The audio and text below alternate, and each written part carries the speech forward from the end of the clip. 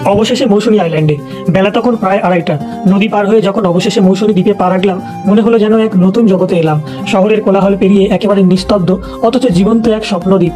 প্রায় 13 কিলোমিটার লম্বা এই দ্বীপ জুড়ে সারি সারি সুন্দরভাবে সাজানো রিসর্ট। এখানে কোনো হোটেল নেই যেখানে অনেকজন মিলে শেয়ার করে থাকবেন।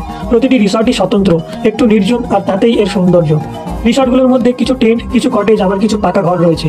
মাথা পিছু খরচও তেমন বেশি নয়। টেন্টে থাকা যায় প্রায় 1000-এ, ভালো ঘরে 1200 থেকে 2000 টাকা পর্যন্ত। বঙ্গোপসাগরের বুকের ওপর ঝুঁকে থাকা এই দ্বীপের দিনের রূপ একরকম। সূর্যের আলোয় চিকচিক করে বালি, ঢেউয়ের গর্জন আর বাতাসের গন্ধে ভরে যায় চারপাশ। রাতের রূপ আবার সম্পূর্ণ অন্য।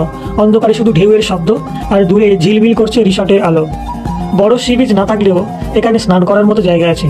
একটু দূরে ম্যানগ্রোভ বন আর বিস্তীর্ণ বালিয়াড়ি। বিকেলের আলো সেখানেই যেন সবচেয়ে সুন্দর লাগে মৌসুমীকে। 1-2 দিনের জন্য বন্ধুদের সঙ্গে একটু হইচই, পার্টি বা নিঃশব্দে প্রকৃতির কোলে ডুবে থাকার জন্য মৌসুমী আইল্যান্ড